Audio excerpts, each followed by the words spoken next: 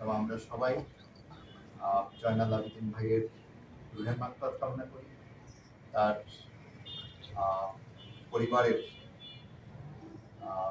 প্রতি আমরা শুভকামনা করি, তারা যাতে তার এই বিয়োগ ব্যথা প্রশমন ঘটাতে পারে এবং তার জন্য তারা যে পরিকল্পনা করছে সেই পরিকল্পনা যাতে বাস্তবায়িত হয়, আমরাও যাতে পাশে থাকতে পারি সেই প্রত্যাশা।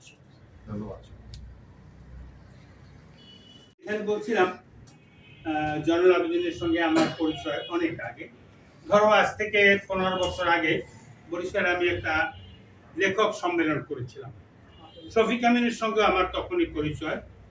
তখন আমি দেখেছি যে বরিশাল শহরে কিছু লেখক আছে, কিছু ছড়াকার, কিছু প্রবন্ধ লেখক, তারা নিভৃতেই তাদের সাহিত্য চর্চা করে, কখনোই তারা সামনে আসে না। এবং শফিক আমিনের যে কথা আমি ভুলে গেছি, যে শফিক আমিন সম্ভবত আমার সেই কথাটাকে সম্মান দিয়েছিল এবং পরবর্তী সময় জয়নাল আবেদিনকে সম্মানিত করার চেষ্টা হচ্ছে।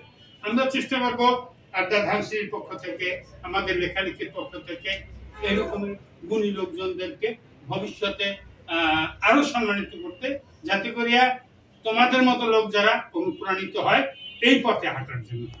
ধন্যবাদ। আসলে প্রিয়জনকে নিয়ে এই ক্রেস্টটি তার ছেলের হাতে তুলে দিতে চাচ্ছি।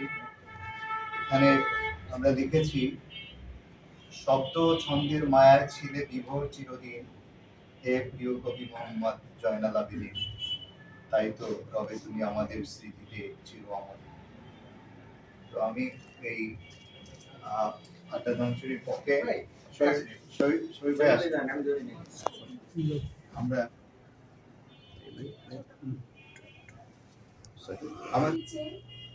অনেকের নিঃশ্বাসে অতীত রঙিন হয়ে শুধু কথা বলে স্বাধীনতা, প্রিয় স্বাধীনতা, তোমাকে জড়িয়ে ধরে তোমার পরশ নিয়ে কেটে যাক আমাদের সকাল বিকাল।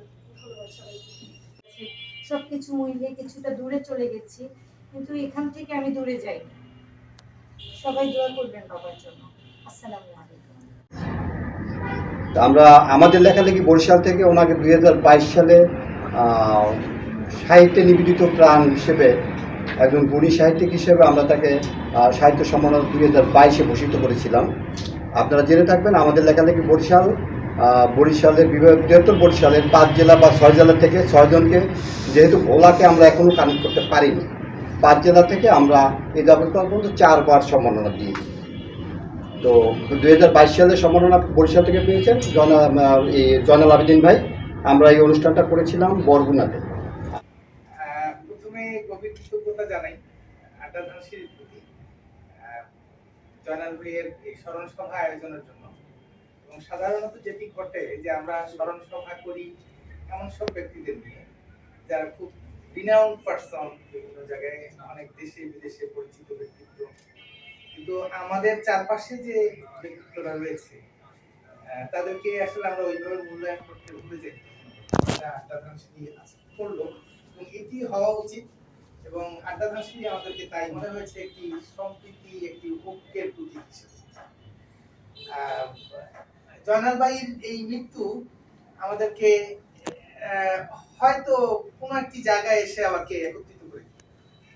আমাদের এখানেই এমন কেউ আছি যারা আড্ডা ধানসিরির আড্ডায় হয়তো আমরা নিয়মিত আসতাম না, আবার এখানে এমন কেউ আছি প্রগতি লেখক সঙ্গের আড্ডায় আমরা যাই না বা ওখানটার সাথে যুক্ত নেই। মানে আমি খুব ফ্র্যাঙ্কলি কথা বলছি, জয়নাল ভাই কিন্তু সেটিকে এক করে দিয়ে তিনি চলে গিয়েছেন। আজকে জয়নাল ভাইকে কেন্দ্র করে আমরা যারা নিয়মিত একত্রিত হই না সেই মানুষগুলো একত্রিত হয়েছি। আমার কাছে জয়নাল ভাই সেই ঐক্যের। আপনাদের সকলকে আবার আমরা সবাই সেই ভালোবাসায় আমন্ত্রিত।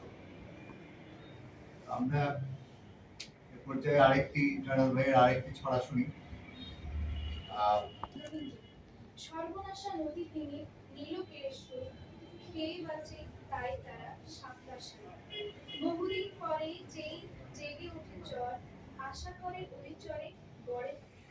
আড্ডা ধানসিরি কর্তৃক আয়োজিত আমাদের